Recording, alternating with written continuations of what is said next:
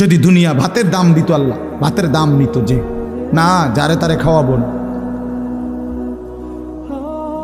আল্লাহ তাআলা বলে না, আমার দুনিয়ার এগুলো কোনো বিষয়ই না আমার কাছে, যার যা মন চায় খাও।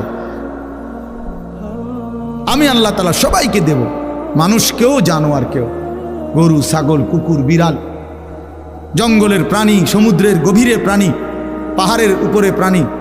বলেন এরা দুনিয়া ভোগ করে না? বলেন না ভোগ করে কিনা? খালাস, দুনিয়া খুব সহজ বিষয়। আমরা যা দুনিয়া ভোগ করি, জন্তু জানোয়ার দুনিয়া তার চেয়ে বেশি ভোগ করে।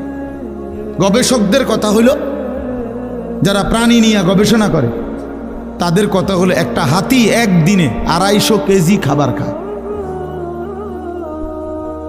কয়শো কেজি? আপনি খান? রাক্ষসে বেটাটাও খাইতে পারবে এটা? দুনিয়া কি বেশি? একটি হাতি একদিনে 90 লিটার পানি পান করে। খান আপনি? পান করেন? একটি তিমি একবারে 200 জন সামর্থ্যবান যুবক একবারে একসাথে যা খায়, একটি তিমি এক লোকমাতে তা খায়। তো দুনিয়া জন্তু জানোয়ার বেশি ভোগ করছে কিনা? তাইলে এই জন্য বাপ, আমি শক্ত মানুষ,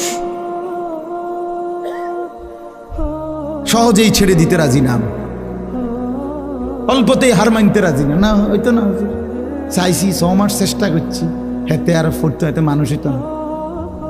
ফান খাইতে খাইতে ওটা কথা গপ মারে, এটা বুঝি কথা হইল মিয়া? এটা বুঝি কথা হইলো? একটা আপন ছেলের ব্যাপারে মানুষ এই কথা বলে কেমন?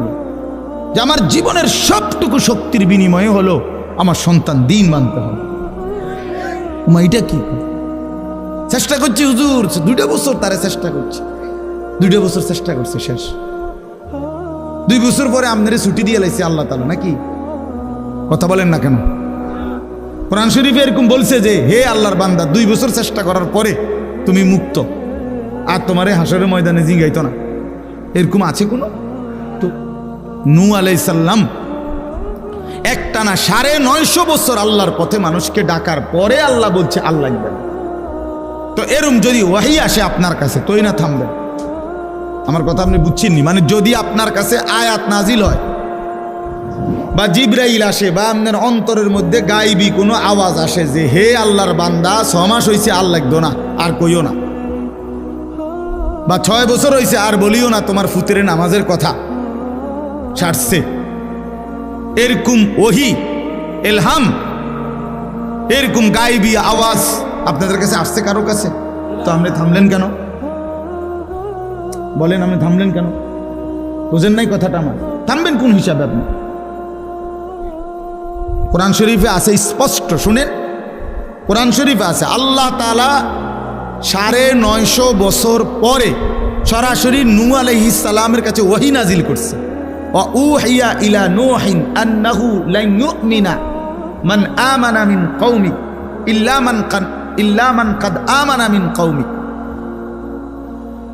আল্লাহ তাআলা ওহী নাজিল করে বলছে, হে নূহ, এই পর্যন্ত 950 বছরে যে কয়জন লোক তোমার উপরে ঈমান এনেছে, এরপরে আমি সিদ্ধান্ত দিলাম আর কেউ ঈমান আনবে না, অতএব তুমি এবার থামো। বুঝিনি আমার কথাটা আপনারা? এখন থামো, এবার তুমি নৌকা একটা বানাও, আমি বলে দিচ্ছি কেমনে বানাইবা, বাকিগুলারে আমি আল্লাহ তুফান দিয়া পানিতে সুবাইয়া ধ্বংস করে দিই। তো এরপরে নূহ আলাইহিস সালাম থামছে না, নিজে নিজে থেমে গেছে। নিজে নিজে থামলে তো আরো 200 বছর পরে থাম। 950 বছর কি মামুর বাড়ির কথা? বোঝেন নাই? 950 টাকা আর 950 বছর এক কথা? 950 টাকা তো মানে 500 টাকা কম 1000 টাকা, এটা তো সাধারণ কথা। কিন্তু 950 বছর আপনার আমার বাপ দাদা 14 গোষ্ঠীর কয়জনের হায়াত একত্র করলে 60 করে মিলান, 70 করে গড়ে ধরেন, বুঝেন নাই? কত ধরনের, কত লম্বা হায়াত একজন নবী একই এলাকায়, এমনও না আজকে সিলেট, কালকে আমি গতকাল সিলেট ছিলাম, এ ফজরের সময় আইছি, তোর কালকে বয়ান করছি সিলেট আজকে এনে, তো এরম না আজকে রংপুর কালকে নর্থ বেঙ্গল, এরকম না। এক জায়গায়, এক এলাকায়, এক মহল্লায়, একই মানুষের কাছে 950 বছর একটা মানুষ আল্লাহর কথা বলছে। কি পরিমাণ ধৈর্য দেখাইছে, কথাটা বলেন না, কি পরিমাণ ধৈর্যশীল হয়েছে উনি আল্লাহর জন্য। আল্লাহ বলছে আমাকে বলতেই হবে, ছেড়ে দেওয়ার কোনো সুযোগ। আচ্ছা, 950 বছর পরেও নূহ আলাইহিস সালাম বাবা বিরক্ত হয় নাই। এবার যখন চূড়ান্ত পানি উঠে গেছে, ওয়াফারাত তান্নূর, কোরআন শরীফে আছে নূহ আলাইহিস সালাম দেখছে চুলার ভিতর থেকে পানি উঠে গেছে। উনি বুঝছে তুফান শুরু হয়ে গেছে, পানি উঠবে এবার। এই সময় উনি নৌকার কাছে ওনার লোকজনকে তুলে নিছে, পানি আসতেছে। ওনার একটা ছেলে কেনান কাফের, এই ছেলেটা এই শেষ টাইমে 950 বছর পরে ছেড়ে দিচ্ছে নৌকা। এই টাইমেও কোরআন শরীফে আছে সূরা হুদে নূহ আলাইহিস সালাম ছেলেটাকে ডাক দিছে, ইয়া বুনাইয়ার কাম মা'না, বাপ এই শেষবারের মতো বলছি বাপ, আয় না, ইমান আই না, আমার নৌকায় উঠে যা, বাইচা যাবি, বেঁচে যাবি বাবা। ছেলেটা বলছে না, আবার ছেলেটা বলছে না বাবা আমি উঠবো না, তোমার নৌকায় যাব না, ইমান আনবো না। তো নূহ আলাইহিস সালামের ছেলে কেনান, কোরআন শরীফ আছে এই কাফের ছেলেটা বলল, সাআবি ইলা জাবালিন ইয়াসিমুনি মিনাল মা, বাবা আমি ওই উঁচা পাহাড়ের উপরে গিয়ে আশ্রয় নেব, সেই পাহাড় তোমার ক্ষুধার পানি থেকে আমার বাঁচাই দিবে। এত উর্ফে পানি উঠতো না, আমি জানি, হেতে জানে, হেতে মাতব, তো ভাইজলামি সবাই লগে করে, বুঝেন নাই, হেতে জানে পানি উঠবো নলে 10 হাত, এত উর্ফে কি আর পানি উঠবনি পাহাড়ের উপরে। হযরত নূহ আলাইহিস সালাম দেখেন তখনও রাগ করে নাই। এক বাবা সন্তানের প্রতি কি পরিমাণ দরদি হওয়া উচিত, উদাহরণ দিছেন কোরআনে। নূহ আলাইহিস সালাম আবার বলছে, লা আসিমাল ইয়াউমা মিন আমরিল্লাহ, বাবা বিশ্বাস কর আজকে আল্লাহর আযাব থেকে কেউ বাঁচাইতে পারবে না, ভুল করিস না বাপ, আয় না নৌকায়, ঈমান আন। কোরআন শরীফে আছে, ওফ বাবা হাত ধরে টানতেছে নূহ আলাইহিস সালাম ছেলেটাকে, আয় না বাবা কালেমাটা পড়। ছেলেটা হাত ছেড়ে দিতে চাইতেছে, না আমি ঈমান আনবো না। এই বাবা আর পুত্র টানাটানি করতেছে, বাবা ডাকে ঈমানের দিকে, ছেলে ছুটে যাচ্ছে কিসের দিকে, কুফরের দিকে। আল্লাহ তাআলা কোরআনে বলেন, ওয়াহালা বাইনাহুমাল মাউজ, এই কিছুক্ষণের মধ্যেই একটা বড় ঢেউ আইসা ধাক্কা দিছে, বাপ আর পুত আলাদা হয়ে গেছে। ফাকানা মিনাল মুগরাকিন, এরপরে ছেলেটা ধীরে ধীরে ডুবে গেছে, নূহ আলাইহিস সালামের হাত থেকে ছুটে গেছে। উনি বুঝছে আর হলো না, আর হলো না। তাইলে দেখেন শেষ মিনিট পর্যন্ত ছেলেটাকে ফিরাবার জন্য বাবা চেষ্টা করছে কিনা। তো আমনে আমনে আমনি দি ফায়সালা নিয়ে নিছেন, আর হইতো না, হ্যাঁ হ্যাঁ আর হইতো না। দৌড় বাদ দে, নমাজ পড়লে পড়ুক, না পড়লে না পড়ুক, বিদেশ যাবো নিজে গাও, বড়ি মানে বউরে কয় ফোলার মারে, নামাজ রোজা ইতান বাদ দাও, এটি হাতের বিষয়, হাতে পড়লে পড়বো, না পড়লে নাই, বিদেশ যাবো কিনা জিঙ্গাও, মোর টেয়ার দরকার, টাকার দরকার, জমি কিনবো, বিল্ডিং করবো। হায় রে মুসলমান, এক সন্তান থেকে বুঝি তার আখেরাত দরকার। কথা ছিল তার আখেরাত 1 নাম্বার, দুনিয়া মিললে মিলুক, না মিললে নাই, দুনিয়া হলে হোক বা না হলে নাই। আপনি আমি কেউ দুনিয়া সাজাইতে পারবেন না, দুনিয়া যার, দুনিয়া দেবেনও তিনি, এই কায়নাত যার, তো দুনিয়ার সমস্ত কিছু দেনও তিনি। তো এই গোটা পৃথিবী কার বলেন বাবা, কার? তো যার পৃথিবী তিনি দিবেন। আমনে কে? আমনে কে মিয়া? আমি কি? আসমান জমিন চন্দ্র সূর্য, ফসল জমি ক্ষেত ফল ফুল কোনটা আপনার? শরীর, স্বাস্থ্য, হাত পাও, অঙ্গ প্রত্যঙ্গ, শক্তি, সামর্থ্য, কোনটা আপনার? আমার কোনটা?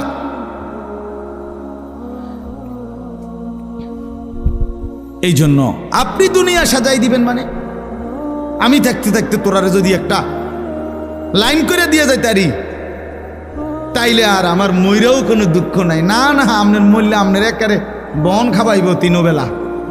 আরে বাপরে, আপনি মরলে আপনার বিরিয়ানি দিয়ে না বাদ দিব। আলাফ কি দেখছেন? ওটার আর মরলে দুঃখ নাই, না টেনশন নাই। ওনার জিফুতে পয়সা টয়সা কামাইতে আছে, টাকা পয়সা রোজগার করতে আছে, ওনার আর টেনশন নাই। আস্তাগফিরুল্লাহ।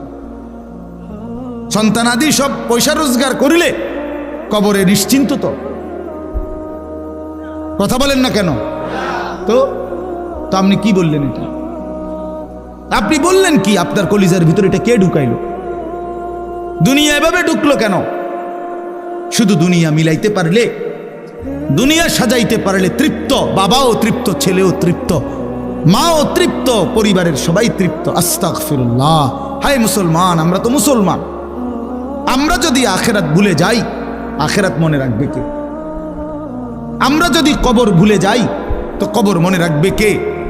আমরা যদি হাসরের মাঠ ভুলে যাই তো হাসরের মাঠ মনে রাখবে কে? আমরা যদি মিজান ভুলে যাই, ফুলসেরাত ভুলে যাই, আমরা যদি জান্নাত জাহান্নাম ভুলে যাই তো এটা মনে রাখবে কে? হিন্দুরা। কথা বলেন না কেন? ইহুদি খ্রিস্টানরা? কারা কারা বলেন? তো আমাদের এই হালাত কেন? আমাদের ছেলে নামাজ পড়ে না, আমাদের চোখে পানি কই। আমাদের মেয়ে নামাজ পড়ে না, আমাদের পেরেশানি কই। আমাদের স্ত্রী পর্দা করে না, আমাদের পেরেশানি কই। আমাদের ঘরে যে প্রতিদিন 20 বছর ধরে টেলিভিশন চলতেছে, আপনাদের ঘরে ঘরে নাচ গান, নর্তকীর ছবি, নাটক, সিনেমা, আল্লাহর সাক্ষী রেখে এখানে মসজিদে বইছেন, এখানে বলেন আল্লাহর কসম করে এই অবস্থায় মৃত্যুবরণ করলে এদের পরিণতি কি হবে বলেন? তো আপনি বুঝেন নাই বাংলা কথাটা?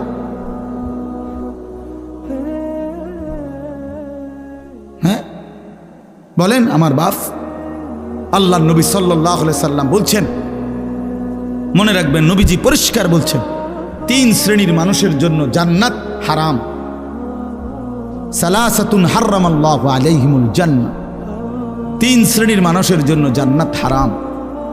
এক হলো মুদমিনু খামরিন, মদখোর, সমস্ত নেশাকারী, মদখোর, নেশাখোর, গাঁজাখোর, ফুট্টাখোর, বাবাখোর, ডাইলখোর, ইয়াবাখোর, এই হারামখোর জাহান্নামী, তার জন্য জান্নাত হারাম। নবী বলছে, নেশা করবা নাফরমান, জান্নাত তোর জন্য হারাম। হারাম। নেশা সামান্য হারাম, নেশা বেশিও হারাম। 1। 2 নাম্বার, আকুল ওয়ালিদাইন, পিতা মাতার অবাধ্য সন্তান, তার জন্য জান্নাত হারাম। মা বাপকে যে কষ্ট দিছে, মায়ের চোখে পানি, বাবার চোখে যে পানি দিছে, হ্যাঁ, মা বাবারে যে কষ্ট দিছে, আল্লাহ নবী সাল্লাল্লাহু আলাইহি সাল্লাম পরিষ্কার বলছে, তুই নাফরমানের জন্য জান্নাত হারাম, ওই সন্তানের জন্য জান্নাত হারাম। তিল তিল করে ছোট্টবেলা থেকে মা বাপ মানুষ করলো, আজ 25 বছর বয়সে বড় যত্ন কইরা 10 বাড়ি দেইখা তোমারে বিয়ে করাইলো, আর তুমি এখন 6 মাস না যাইতেই, 2 বছর না যাইতেই আলগা বাসা নিয়া চলে গেলা মা বাপকে ফেলে দিয়া। হ্যাঁ, করলা ঠিক, কামটা করলা কি? শুধু দুনিয়াই শেষ, এরপরে মরণ নাই। কয় বছরের দুনিয়া? 2000 বছর না? এক একজনের হায়াত 2000 বছর। তো মা বাপকে যে কষ্ট দেয়, অবাধ্যতা করে, আল্লাহ নবী সাল্লাল্লাহু আলাইহি সাল্লাম বলে তার জন্য জান্নাত হারাম। আর 3 নাম্বার, ওয়াদ-দায়ুস আল্লাযী ইউকিররু আহলাহু ফিল আল খুবুস। নবীজি বলেন, দায়ুস যে ব্যক্তি, তার জন্য জান্নাত হারাম। এখন দায়ুস কে? মহিলা না, এটাটা অনেকে বোঝে না। অনেকে বুঝে অনেকে জানে না। দাইয়ুস বলে যার জন্য জান্নাত হারাম। নবীজি বলছে দাইয়ুস পুরুষকে বলে, বেড়িত্রে না। মহিলা দাইয়ুস হয় না, মেয়ে দাইয়ুস হয় না, দাইয়ুস হয় পুরুষ। পুরুষ বুঝিনি আমার কথাটা? দাইয়ুস পুরুষকে বলে, পুরুষ। নবীজি বলছে যেই পুরুষ তার পরিবার, স্ত্রী, মেয়ে, সন্তানের জন্য অশ্লীলতা, নাফরমানি, বেহায়াপনাকে স্বীকৃতি দেয়, মেনে নেয়, গ্রহণ করে নেয়, ব্যবস্থা করে দেয়, ওই বেডাডারে কয় দাইয়ুস।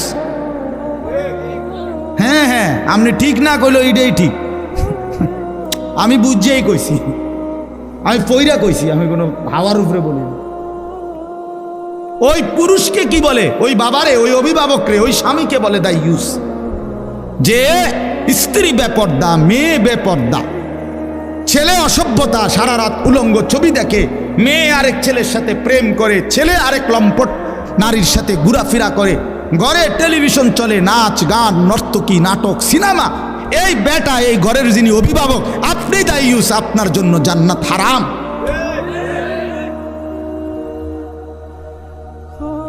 হ্যাঁ, গায়ে লাগলে আর আইলাম না, এমনও 2-3 নিয়তে আস বলি নাই, বুঝেন না? সাফ কথা। 6 বছরের বাচ্চাটা বসে বসে টেলিভিশন দেখে। 6 বছরের বাচ্চাটা নি টেলিভিশনটা কিনে আনছিল তো, কে আনলো এই ঘরে? এটা এই ঘরে বিদ্যুৎ বিল দেয় কে? ফোলাডা। এই ঘরে ডিশের বিল দেয় কে? তো আল্লাহর নবী বলছে তোমার জন্য জান্নাত হারাম। জরুরি বিষয়, মন খারাপ করেন না, ফিকির করে খামখেয়ালি করে উড়াই দিয়েন না। হয় আপনি শুধু যাইবার সময় কইলেন, হ আরে কথাটি ভালাই কইছে রে, মানলে তো ভালাই আসিল, কিন্তু ফারি না। পান খাইতে খাইতে কয় বাবা, গপ মারে, শেষ। এই কথাতে শেষ নাকি? এই কথায় কদ্দুর বললে আপনারে ফেরেশতা ছেড়ে দিব? এটা কি? এটা কি তামাশা? আখেরাত তামাশা? পরকাল খামখেয়ালি মিয়া চাচা। এই জন্য নওজোয়ান ভাই আমার, বয়স্ক বাবারা আমার, সবাই মিলে আখেরাতকে ফিকির করে। এক মুমিন বিশ্বাস করেন, আমি কিংবা আপনি মুসলমান, আমরা সবাই এখানে মুসলমান, যদি আখেরাত ভুলে যায়, পরকাল ভুলে যায়, মৃত্যু, এ কয়টা জিনিস দেখেন: মরণ, মৃত্যু, কবর, হাসরের ময়দানে দাঁড়ানো, আমল নামা গ্রহণ করা। আমল নামা নিয়ে 2টা কাজ। একটা হলো আমল নামাটা নিয়ে আল্লাহর সামনে দাঁড়াইতে হবে। 2 নাম্বার, মিজানের পাল্লায় ওজনের জন্য দিতে হবে। এরপরে ফুলসিরাত পার হইতে হবে। এরপরে জান্নাত কিংবা জাহান্নামে যাইতে হবে। এই বিষয়গুলো, কবর না, মৃত্যু, কবর, হাসরের মাঠ, আমলনামা গ্রহণ, আল্লাহ পাকের মুখোমুখি হওয়া, মিজানের পাল্লায় ওজনের জন্য দেওয়া, ফুলসিরাত পার হওয়া, জান্নাত কিংবা জাহান্নামে যাওয়া, এই বিষয়গুলো যেই মুসলমান ভুলে যায়, সে মুসলমান থাকে না। তারে মুসলমান বলে না, তারে মুমিন বলে না। এগুলো যে বোঝে না, এগুলোর যার মনে নাই, খাইতে খাইতে, ঘুমাইতে ঘুমাইতে, দুনিয়া রোজগার করতে করতে, উপার্জন করতে করতে, কবর কি আর আখেরাত কি, মূল্যে তো মই রয়ে গেলাম, যতক্ষণ বাচ্চা আছি চেষ্টা করিয়া যাই সংসার করতে। তার মানে আপনি আখেরাত ভুলে গেছেন, তার মানে আপনি কবর কিছুই মনে করছেন না। না বাপ, বিষয়টা আপনি আমি যত সস্তা মনে করছেন, যত স্বাভাবিক মনে করছেন, জিনিসটা এত স্বাভাবিক না। শুধু মৃত্যুর যন্ত্রণা, খোদার কসম, কোরআন শরীফে আছে, আল্লাহ বলেন, বান্দা, নাফরমান পাপী বান্দা, মনে রেখো, শুধু মরণের জান কবজের যন্ত্রণাটাই সহ্য করতে পারতাম। এইখানে আছে এই কথাটা। এই যে আয়াতগুলো আমি পড়ছি, ছোট্ট ছোট্ট আয়াত, আল্লাহ তাআলা বলেন, নাফরমান বান্দা, পাপী বান্দা, বেঈমান বান্দা, মৃত্যুর সময় যখন আসে, তখন মালাকুল মউত আজরাইল আইসা, হাদিসে আছে, মালাকুল মউত আজরাইল আইসা ওই নাফরমানের কাছে এসে ডাক দেয়, হে অপবিত্র আত্মা, বের হ। উখরুজি ইলা সাখাতিল্লাহ, তোর আল্লাহর অসন্তুষ্টির দিকে বাইর হ। উখরুজ, এদিকে এখানে আছে নাফরমান বান্দার রুহুটা বের না হয়ে শরীরের মধ্যে দৌড়াইতে থাকে ভিতরে, আর মালাকুল মউত আজরাইল তখন ধৈরা কলিজার বাঁধন থেকে এই রুহুটাকে টান দিয়া ছিঁড়ে ফেলে। একটা টান দিয়ে ছিঁড়ে ফেললে রুহুটা কণ্ঠনালীর কাছে চলে আসে। ফালাউলা ইজা বালাগাতিল হুলকুম কাল্লা ইজা বালাগাতিত তারাকি। এই অর্থ হইল নাফরমান পাপীর রুহু কণ্ঠনালীর কাছে চলে আসে, এখান থেকে আর বাইর হইতে চায় না, মুখ মানে রুহুটা বাইর হয় না। আপনাদেরকে এরপরে বলি, নবীজির হাদিস কি দিয়ে বুঝাবো, এখানে আছে জিনিস দেখেন। এই যে দেখেন, আপনারা একটু দেখেন, এই যে এখানে এই যে টিস্যু পেপারটা, এইটা কিন্তু এই প্যাকেটটার ভিতর থেকে বের করাটা খুব সহজ। এই যে টান দিছি বাইরে হয়ে গেছে আরামসে, ঠিক না? কিন্তু এইখানে একটা পলিথিন আছে, এই যে এই দেখেন, এটা একবারে এটার লগে একদম লাগানো টাইট কইরা।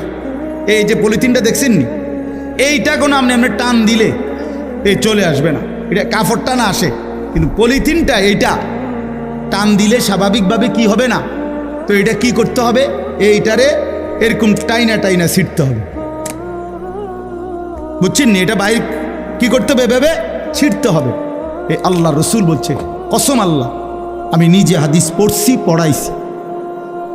নবীজি বলছে নাফরমানের রুহুটা কণ্ঠনালীর থেকে বের হতে চাইবে না, মালাকুল মউত আজরাইল ধইরা এইভাবে সিরা টুকরা টুকরা করে টাইনা হেসরাইয়া বাইর করে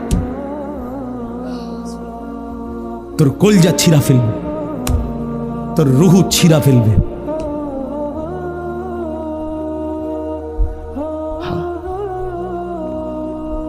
আল্লাহ তাআলা বলেন, বান্দা শুধু এই জান কবজের যন্ত্রণাটাই তো সইতে পারবি না বান্দা, এরপরে তো সামনে বাকি কবর, হাসর, মিজান, ফুলসিরাত, সেগুলো কোথায়? ফালাউলা ইজা বালাগাতিল হুলকুম, আল্লাহ বলেন নাফরমান পাপীর রুহু যখন কণ্ঠনালীর কাছে চলে আসে, ওয়া আনতুম হিনা ইদিন তানজুরুন, তোমরা তখন অসহায়ের মতো তাকিয়ে থাকো। আত্মীয় স্বজন সন্তানাদি ডানে বামে সব তাকিয়ে থাকে, ওই বান্দা ছটফট করছে। আল্লাহ বলেন, ওয়া নাহনু আকরাবু ইলাইহি মিনকুম ওয়ালাকিন লা তুবসিরুন, আমি আল্লাহ কিন্তু ওই সময় আমার বান্দার সামনেই থাকি, কিন্তু তোমরা আমি আল্লাহকে দেখতে পাও না। তারজিউনাহা ইন কুনতুম সাদিকিন, আল্লাহ বলে যদি তোমরা তোমাদের দাবিতে সত্যবাদী হও, অর্থাৎ যদি ভেবেছিলে যে আখিরাত হবে না, মরণ হবে না, কবর হবে না, আল্লাহর কাছে ফিরতে হবে না, যেই রং তামাশার ফুর্তিতে দুনিয়া কাটাইছিলা, তুমি তো এটাই ভেবেছ আখিরাত নাই, পরকাল নাই, কবর নাই, মৃত্যু নাই, তাইলে নাফরমান আজকে তোমরা যারা পাশে আছো, এই নাফরমানের রুহুটা কণ্ঠনালীর থেকে আগের জায়গায় ফেরত নিয়ে আসো। ওই যে কলজার থেকে যে ছিটছে ওইখানে লাগায় দাও। তারজিউনাহা, তারে ফেরত এনে দাও। পারবেন তো বড়াই করো কেন? বলো ভাইয়া, নামাজ না পড়ে কার সাথে গাদ্দারি করো? যুবক ভাই বলো, গাদ্দারামিটা করতেছো কার লগে? বেয়াদবিটা কার সাথে করো ভাইয়া?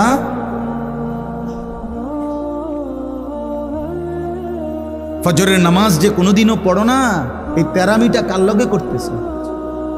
মেম্বার চেয়ারম্যান মনে করছো না? আল্লাহরে কি ভাবছো? এই সামান্য কিছু, হ্যাঁ? এতবার ডাকলাম, আল্লাহ বলবেন, আর কি রে বেটা তুই কি পরিমাণ গাদ্দার রে, আমার ফেরেশতা তোরে একটা লাথি দিলে তো তুই বেটা 3 সাগর পার হইয়া দূরে পড়বি।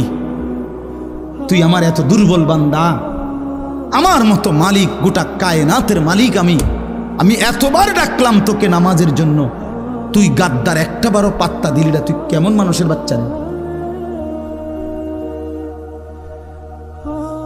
কি ভাবলি তুই আমারে? বলো ছেলেরা। হ্যাঁ, এক এক ছেলের হালাত দেখলে, একটা মোবাইল,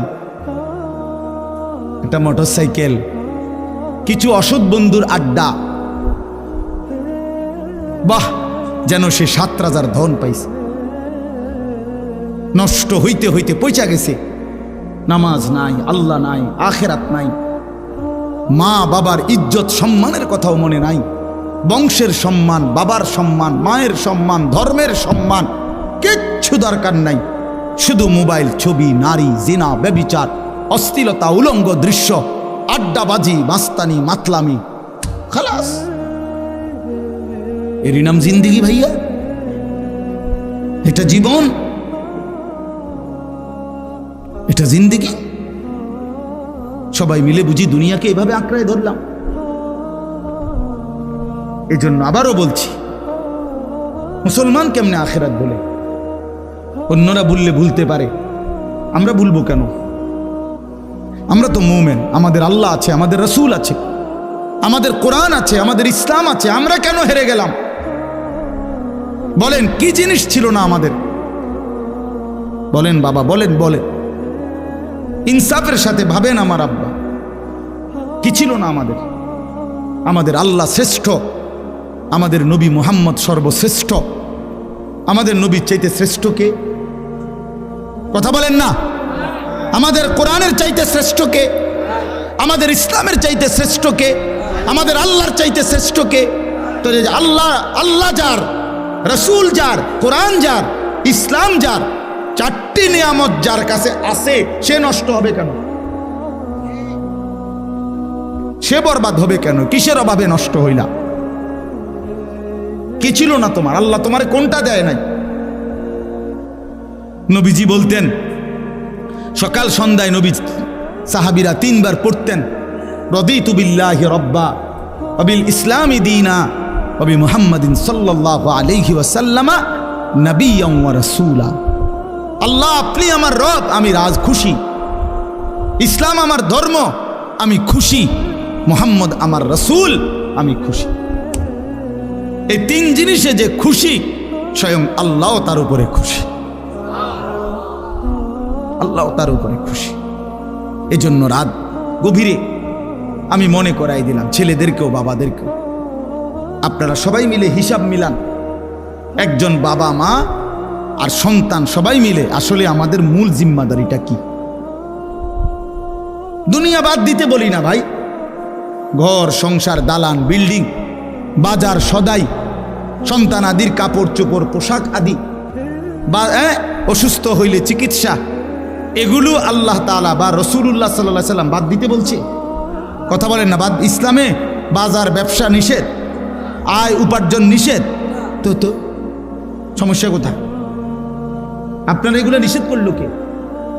নিষেধ করছে হারামে না, নিষেধ করছে সুদ, নিষেধ করছে কিস্তি।